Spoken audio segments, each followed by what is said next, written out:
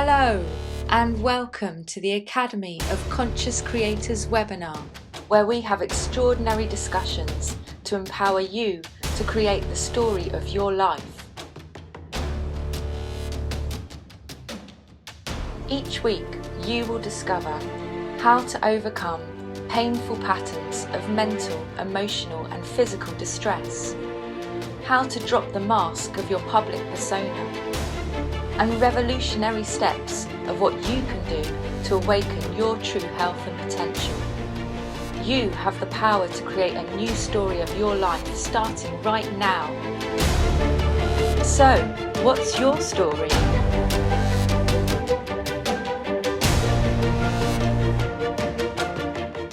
With daily life having been disrupted as we were forced to stay home and trade our freedom for safety, many of us have felt anxious and insecure.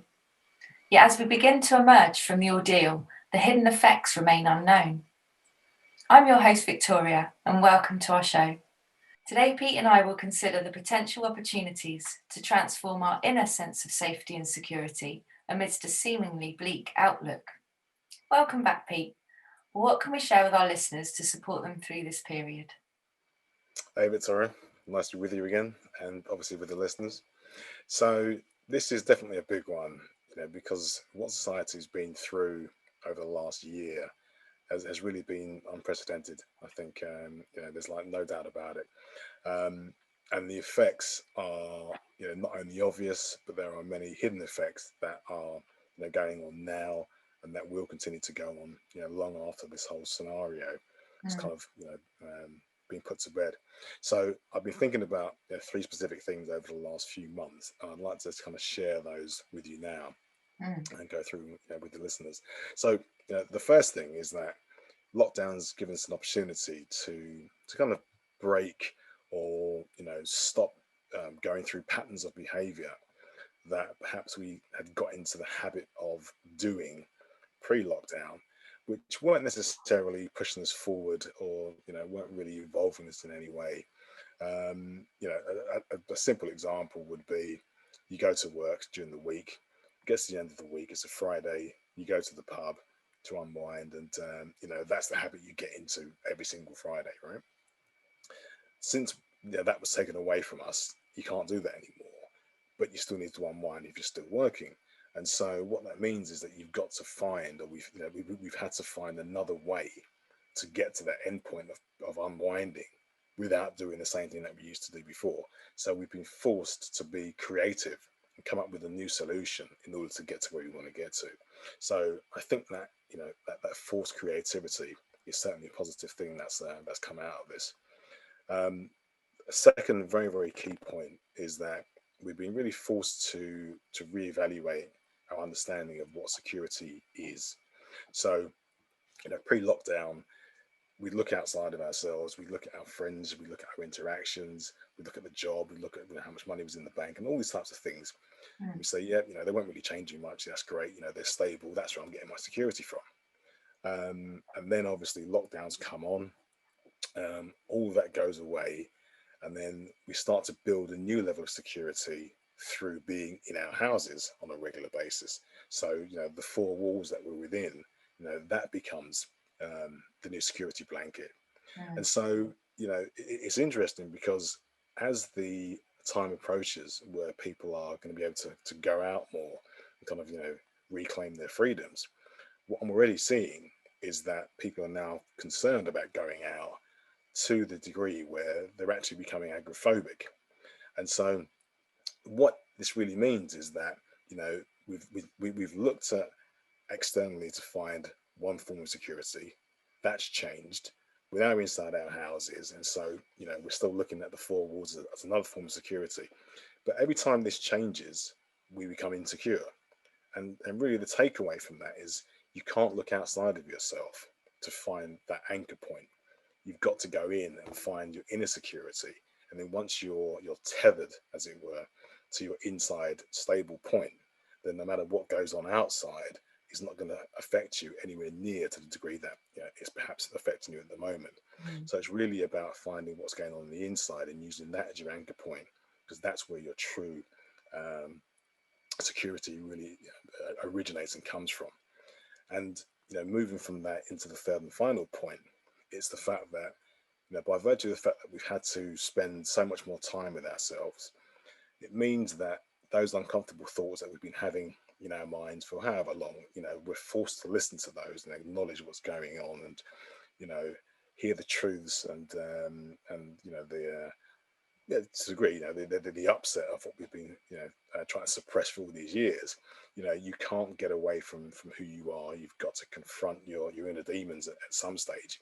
Mm. And so this, enforced incarceration basically has given us an opportunity to really kind of, listen in and then start to see what we need to get to grips with. Because a time will come when what's going on in here, you you just can't get away from it. Right? Yeah. So you want to use these times like we've just been through to kind of get to grips with the uncomfortable elements that have been rattling away in the back of your mind for some time. Get over and done with now. Confront who you really are. Confront what needs to be confronted, and then you'll find that a high degree of peace will start to come upon you, and you'll feel much more centered and in control and calmer. So I think for those that were open to the opportunity of tapping into who they are and becoming comfortable with what's been going on for so long, I think that's going to really yield results, positive results, and benefit that will take them much further through life, without so much so much challenge moving forward.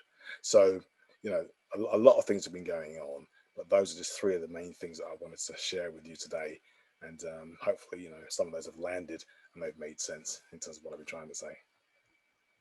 Yeah, really valid points to consider, actually, Pete. And, first thought that arises from some of the points you were saying is that, um, when did we decide that we weren't responsible for our safety and security? So, it's about being responsible for ourselves and taking that responsibility. Um, and also, I think, you mentioned about being grounded. And so, um, again, while we are grounded, like pretty much stuck indoors, like naughty little school children, then that is really an opportunity to use that time to ground ourselves within. Because whilst many support systems are or have been put into place to help us return to some kind of normal, we've all witnessed how quickly that sense of security can just be ripped away, taken away from Mm, us. yeah. Um, and I'm sure there's many people that still might feel very anxious and insecure about returning to usual routines.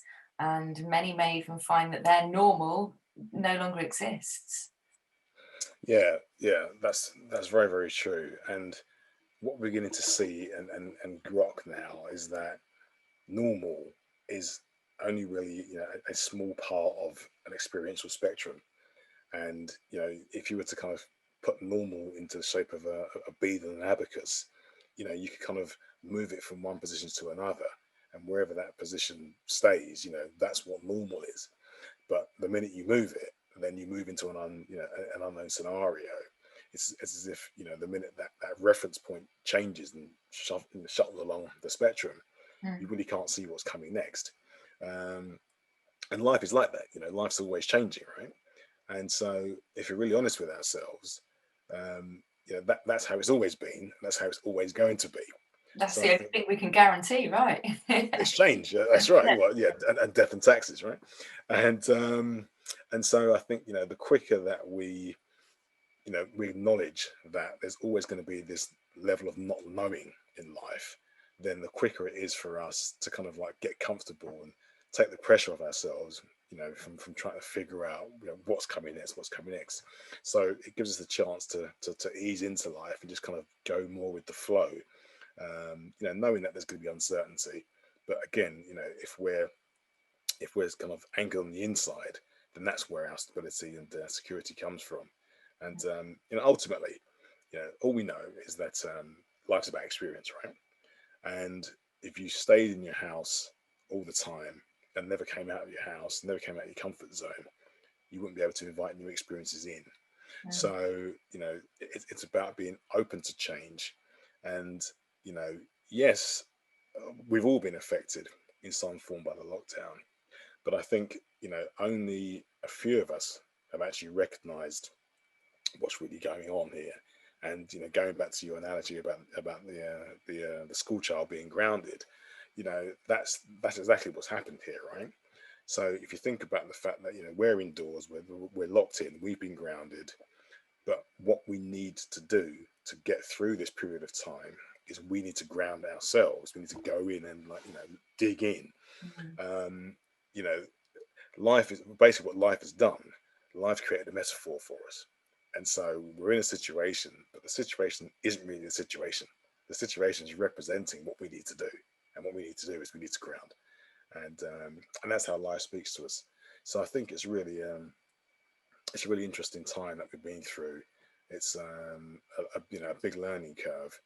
But for those that had the eyes to see, or still do have the eyes to see, there are many, many lessons to be learned, just by looking at, what's really going on and kind of digging into, the meaning behind what we're really seeing is happening. Right, right. Because, when we don't feel safe, we are up in our heads, we're worrying over finances or job security, our health, and all that extra stress. It's going to maybe make us feel unmotivated, depleted, even hopeless and powerless. So, what are some of the things that we can suggest to our listeners to help ground ourselves? Yeah, sure. So, whenever we move through an uncomfortable time, a challenging time in our life, it's an opportunity for us to embrace it and to transform. Difficult though it may be, it's a bit like a caterpillar, that goes into a pupa and then emerges as a butterfly. You know, that's that's about having the opportunity to break free of our comfort zones and to create something new. Mhm. So, you know, I think it was Einstein that said you can't solve a problem when you look at the problem at the same level that it's being constructed on. You've got to rise above the problem in order to see it in a different light. Yeah, And same that level of transformation. thinking, wasn't it? Same level of Sorry. thinking, isn't it? You can't solve a problem with the same thinking that creates. That's right. Right, yeah, Yeah. So if the problem's on one level, you can't figure it out if you think on the same level as the problem. Yeah, right. you got to elevate your thinking. And so that process of elevation, that's where the transformation happens. That's you leaving the comfort zone, if you like, moving up to like another stage. Mm. And that's kind of where we are at the moment. And so the teaching that we do at the academy, it's about getting people to tap in to the fact that whenever they have a painful emotion, there's like a natural reaction, natural tendency to blame the other person or blame the situation and judge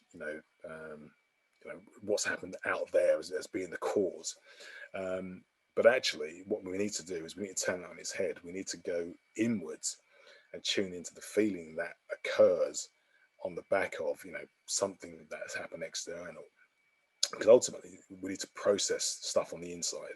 We don't look out there as the source of inspiration and finding the answers. We have to go inside.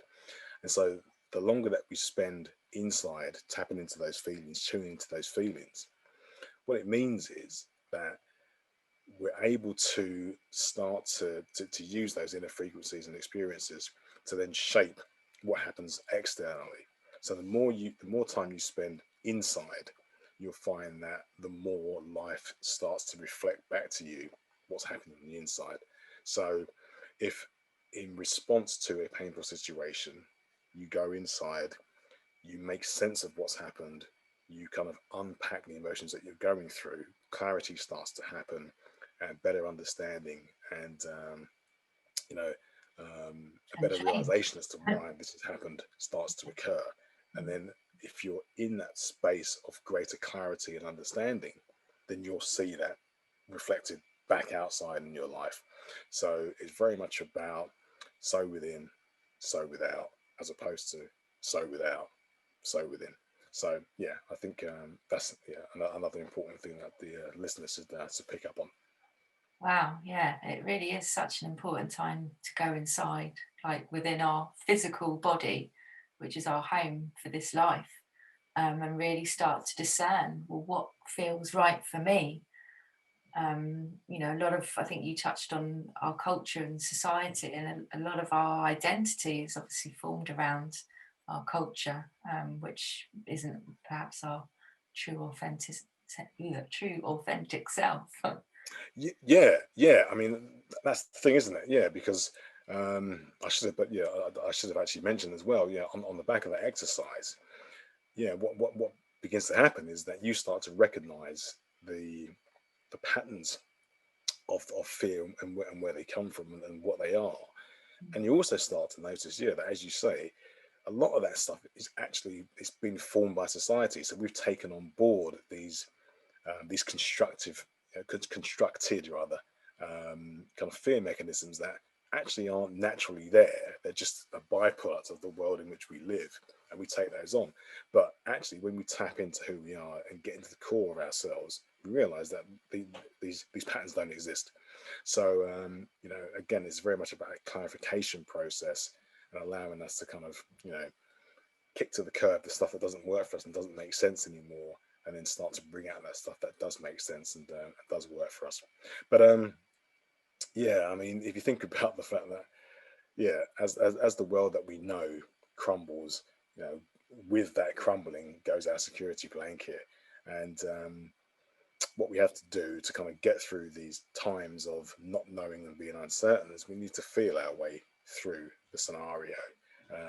And again, yeah, it's about using the feeling as your guiding light and using that to kind of pull you forward and direct you to where you need to go. Um, and make sure that you end up in the right place. So yeah, again, it's about sow within, sow without. Go inside, find the answer there, and then that will start to kind of manifest itself on the outside. So you know, wrapping all that up, I guess what I wanted the listeners to kind of take away from them, despite the fact that this has been and continues to be a very very challenging situation that many people are going through, for whatever reason, just remember that the universe only gives us that amount of feedback and experience that we can actually handle.